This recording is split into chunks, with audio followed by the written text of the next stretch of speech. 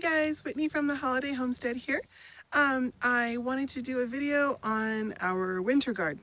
And I know I've done a couple of videos on like what's going on through winter and how we turn over our beds. But this one I wanted to focus on carrots because they are a huge part of our winter garden.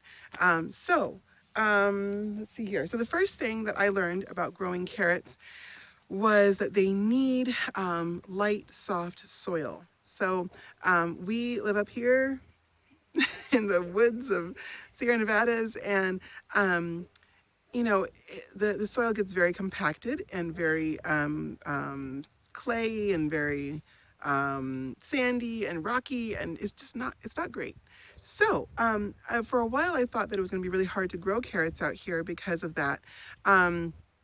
Because I do use the soil that we have here on the property, but then I also add in rabbit manure, goat manure, straw, and tons of compost. And so what I realized, what I came to figure out was that carrots, if they have almost like a half and half mix of sand and compost, will do really well.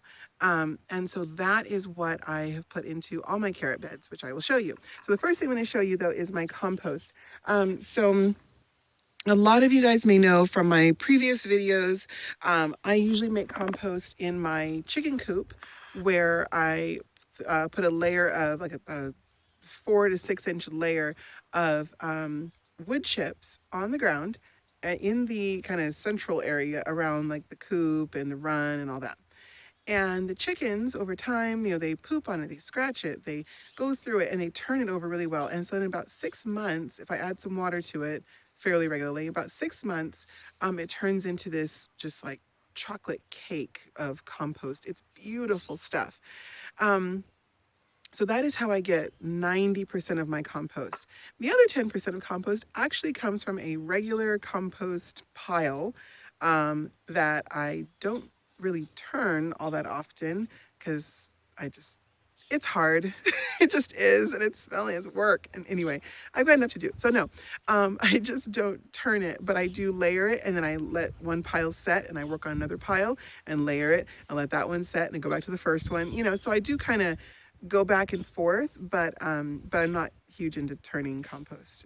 I'm not. But I do keep it well watered. That's the one thing. So anyway, so this is the compost that I have right now working on. This is about a maybe 6 foot by 4 foot kind of spot. It's out of the way. It's a little bit shady, which I like for my compost because out here it gets very hot in the summer. And I hate having to come out and water constantly. So I usually just try to find a kind of shady spot, where the microbes are going to be happy, the worms are going to be happy. And I just kind of let it all break down. And what I do here is I'll add, obviously weeds and, whatever else we have laying around. And so this side over here is the working side, and this over here is the side that I'm letting set. And you can see it's already really doing well breaking down. This is rabbit manure, compost, there's straw, leaves, all kinds of yummy stuff. And, it's a big enough pile that the microbes have plenty of room just to work around. And, oh, hey, there's a Hot Wheels. Look at that. There's even a car. Oh man. Anyway, but yeah, so the compost situation is definitely it works. It just takes a lot longer than the chickens do. But I will say it is really nice because it does mean that I always have some compost ready somewhere on the property for filling pots or for transplanting things. If I'm giving a friend a pot or a plant, I have something that I can put into it. So it is nice to have a wide variety of ways to make good compost. All right, so the beds. So this is a really shallow bed. This is, 30 feet by 2.5 feet. And this is where we have our brassicas. So you can see them coming up in there. I've got some beets in here. Everything we have has to have a cage over it because we have little beautiful, adorable little gray birds that come around and will eat everything. They're like locusts, and they love tender little delicious seedlings. So it's really frustrating. Anyway, so I have to just cover everything. And also, I'm not being super intense with the garden beds this year. I mean, this whole area only has one thing in it. Because, we've got some transitions going on the farm right now.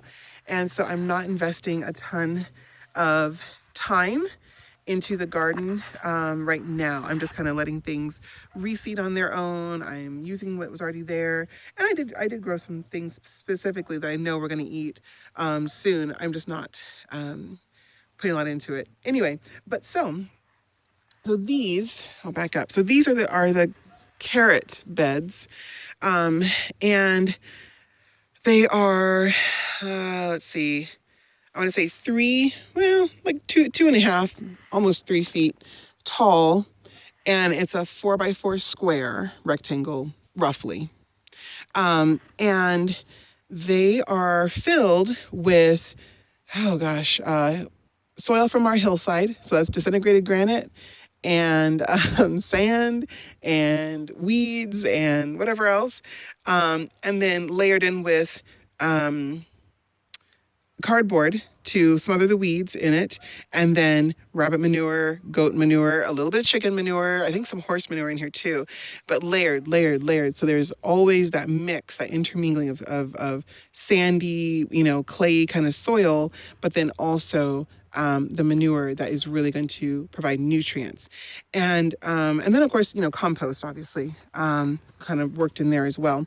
And so far it's done pretty well. These two beds last year yielded probably about, I want to say maybe 40 pounds each of carrots and parsnips. This year I decided just to focus on carrots and not do the parsnips in these beds. I have some coming up in pots in other spots around the garden, but really I wanted to just focus on carrots right here. So anyway, so that's what we've got. These are, let's see. So these are I call it my number one carrot. It's just the seed that did the best the previous year. I believe they're muscades, which is like I think a South African type of carrot. They are orange. And so these were the seeds so like you see where the water line is, that's my divider. And so on this side is the seeds that I used from last year, or that I grew last year. Harvested the seeds, dried them, saved them, and then here they are. And these were the seeds from the seed packet from, I guess it would have been 2 years old by then. So you can see obviously the difference. We've just got grass and, a random potato that popped up. But over here with fresh seed, it really sprang up nicely. So that just tells me that particular variety of carrots needs fresh seed every year. And that's fine. That's super easy because even just 1 or 2 plants will provide more than enough seed for the following year.